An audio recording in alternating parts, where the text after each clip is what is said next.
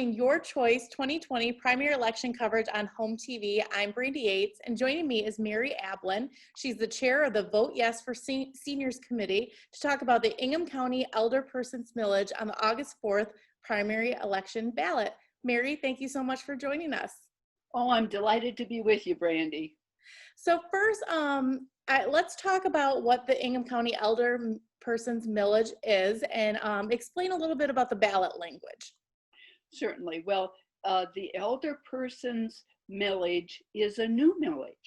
So that's why we are trying to get the word out to folks because, as you know, Ingham County, we have quite a few different millages in Ingham County. The voters have approved and voted on, but this is new.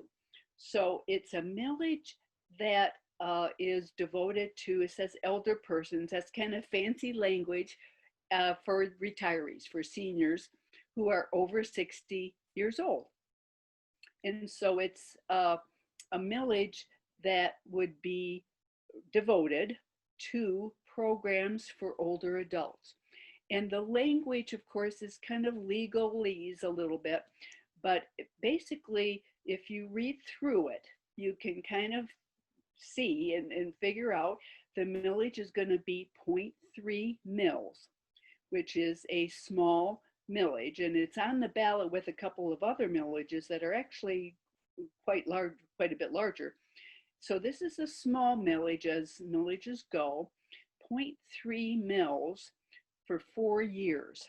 So beginning 2020 through 2023.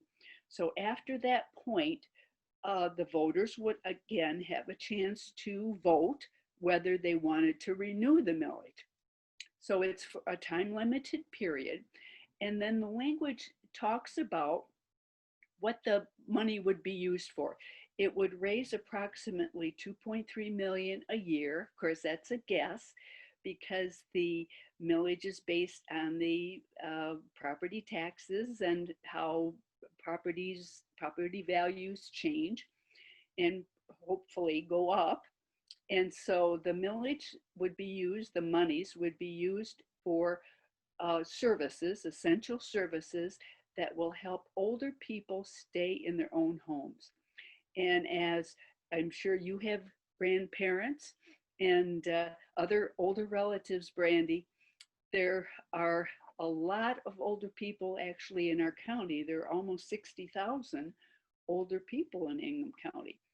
And when I have worked in Ingham County for a long time, when I talk to people here, older people, and ask them about, well, if you get to the point where you need help, how would you like to get that help? Very few of them tell me they want to go to a facility. People, by and large, want to stay in their own homes. Mm-hmm. And but they need some help and to do that. And sometimes there's relatives who can do that, but a lot of times the relatives have moved away. They are not close by. So that's why we have wonderful services in our county, thanks to Tri-County Office on Aging, which is a pillar of our community. They are funding services using local service providers. There are many of them, too numerous for me to mention them, all of them. But the Tri-County Office on Aging is providing services like Meals on Wheels. Everybody has heard of Meals on Wheels. But a lot of other services, a lot of people may not be aware of, like personal care. That is a service where a person comes in to a home and will actually help the frail older person with their bathing, dressing, toileting, and so on. Those kind of personal items, personal things when a person can't do those things themselves. Then we have a service called homemaking, which is just like you would guess. It's taking care, cleaning the house, making sure the bathroom is clean, helping with the cooking. And then there's a service called chore service. That's a very important service in Michigan because it includes snow shoveling. And we all know I live in a condo, so I don't have to shovel snow anymore. It's one of the reasons I moved in a condo. But older people have a hard time shoveling the snow in the winter, so they need help. So there's also a service we would like to start. It doesn't really, we don't really have it the way we should, called crisis services. And that would be a service that would try to intervene. It's like an intervention. When an older person is on the edge, they're needing help. Maybe they went to the hospital for some problem, and the hospital's trying to figure out, well, what do we don't want to send them home because they can't manage themselves. What do we do? Send them to a facility. Well, maybe if we could intervene in those instances and get services into that home on a quick basis, they wouldn't have to go to a facility and they could get help in their own home. Oh, Mary, you've listed a ton of services that this millage would go towards, and you seem very, very passionate. Can I ask you how you're involved in this millage, and why did you want to speak with us today about the importance of this millage? Well, as you can tell, Brandy, I feel this very deeply, and from my personal experience with my own parents, but also some family friends that I had the privilege of watching them grow old, and some of them were not able to stay in their own homes. They went into a facility, and it was not a good ending. And so I've been devoting my career to keep helping older people stay at home. So I actually worked in Lansing for many years with the agencies like Tri-County, but other agencies throughout the state. And I represented those agencies with the legislature and with the governor's office and with state government. And so I advocated for older adults. So I have a lot of experience doing this, and I enjoy doing this. And so when I was asked if I would be interested in leading this campaign for the millage, I was very happy to do that.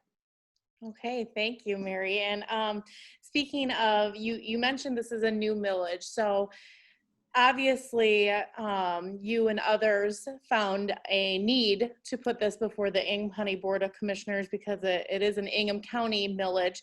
Tell us a little bit about the process and kind of reiterate the need. Why is this important for the community?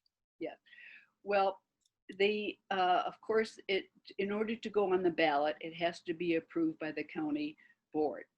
And this actually, the idea of having a senior millage has been talked about for a very long time in this county. Actually, you might be surprised to find out 76 counties in Michigan already have a senior millage. So we're only one of a small number that doesn't have it. And so there's, as I mentioned, there's been a lot of talk. Well, isn't it time that Ingham County had a senior millage too, because the counties that have them have really been able to step up in terms of meeting the needs of their older citizens. So the county board considered this back last November and talked about it, and it was discussed, well, do we want to combine it with another millage and how to do this? Well, they decided to make it its own millage, a separate millage. And so it would be crystal clear. This is for older people, for elder, they call it elder persons, and it's going to be dedicated to that. So they voted unanimously. And this is a bipartisan county board. We have Democrats, we have Republicans. They all voted to put it on the ballot. And so that was wonderful, that to see that kind of unanimity with this issue. And that was how it got on the ballot. So tell us, so there's a movement of aging in place, and I think you've touched on that and through your career on why is it important for older citizens to stay in their home? Well, that's a very good question. And in fact, you might be surprised that there's actually some debate about this. Uh, is it a good thing for people to stay at home if they're isolated, if they are not able to take care of themselves properly? And that's a valid question.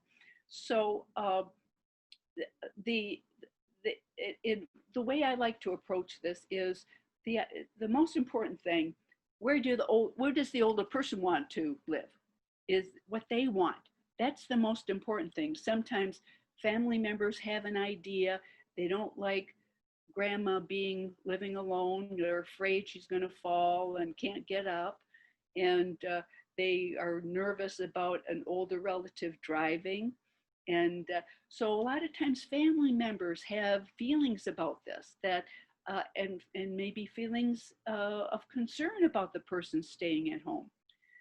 So, but if the older person, my philosophy is, if the older person wants to stay in their home, we should do everything we can to try to make that happen, because they will be happier. They will be living in their comfortable environment where they have many times aged. They've lived there all their lives sometimes. Sometimes there's pets.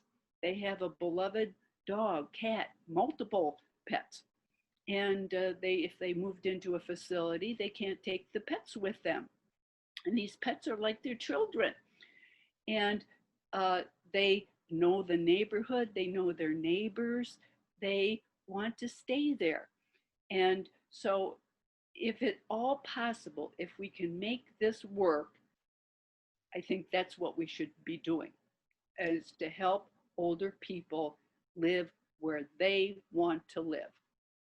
So you mentioned multiple services that the funding would go towards. How are those services? Some of them are already in place, as you mentioned. How are those currently funded, and what would happen if this millage doesn't get approved? Is it more of an expansion of services, or to support things that have already been in place? Well, that's a very good question. And the monies raised with this millage would be new monies. They would not replace other monies. There would be no shifting around a shell game of monies. The services exist, some of them already exist, and they are supported primarily through government programs. So, for example, Meals on Wheels gets state funding, it gets federal funding, and there's some fundraising, that private fundraising, people can give donations. And for example, I gave a donation to Meals on Wheels myself, especially with the COVID and the greater demand for services. But this millage would be new, and it would add additional resources that we need. We actually have waiting lists for services. There are over or around 200 people now on waiting lists, and these are people who are already frail.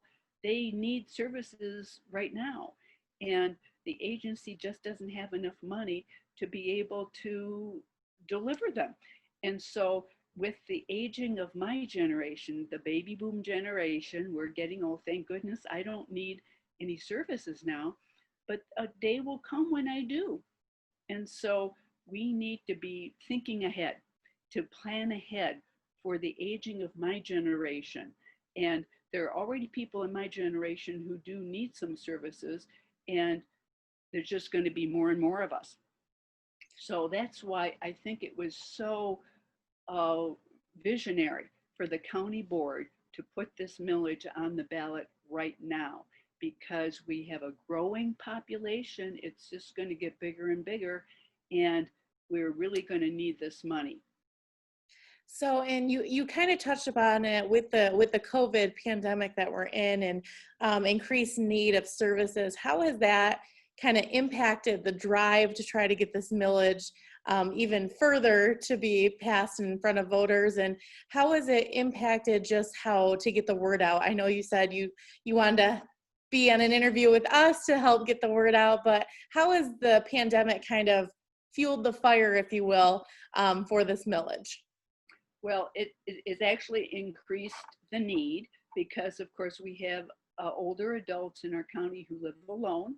And now they're more challenged than ever because it's hard to it's harder to get groceries and harder to conduct your business, and it's dangerous. It's dangerous to go out and about in public and to go to restaurants and go to even to visit your relatives.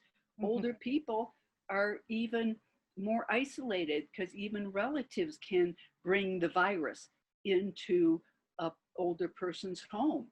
So that has caused a greater need for many isolated, especially isolated older people who live alone. And with COVID, let me say, what would I do without COVID?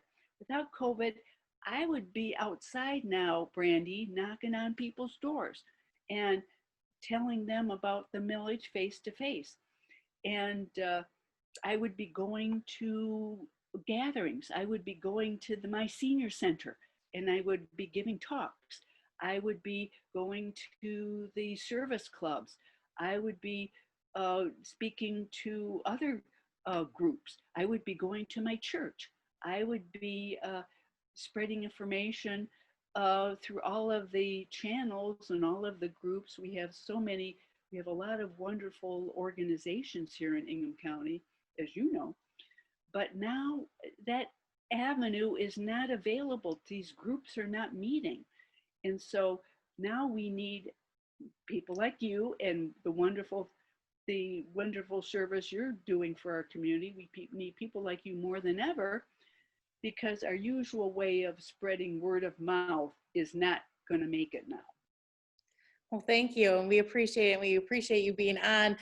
We have a few more minutes and I want to make sure that you say everything that you want to say. What kind of message do you want to relay to voters? What's the most important thing you want to tell them about this millage?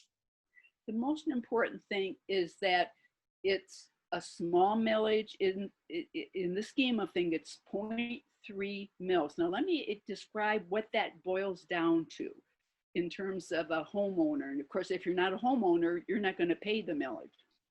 But for a homeowner, let's say you had a home that was worth $200,000.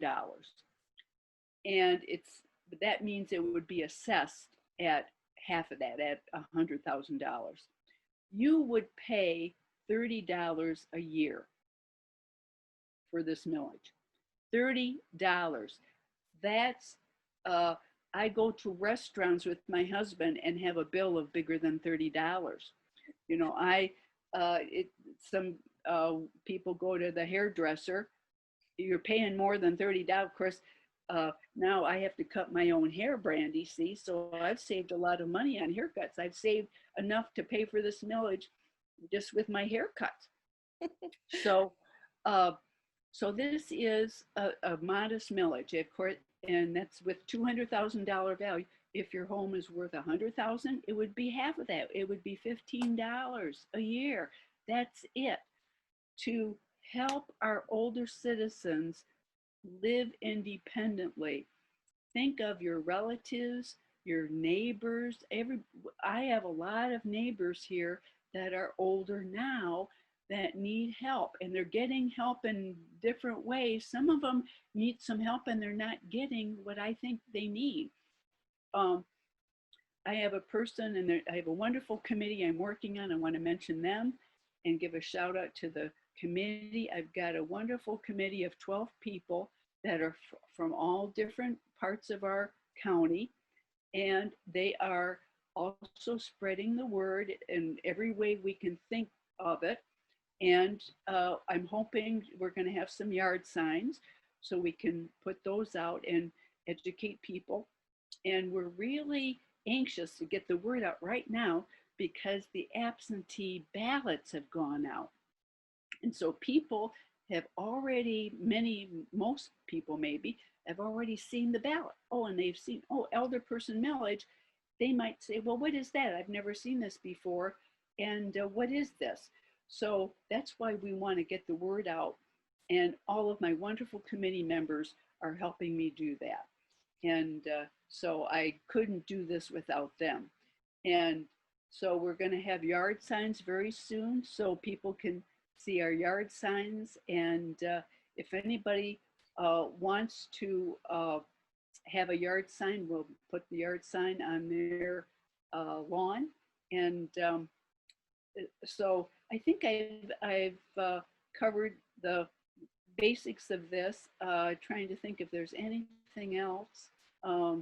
You've asked some good questions, Brandy. You've gotten to the heart of the matter here.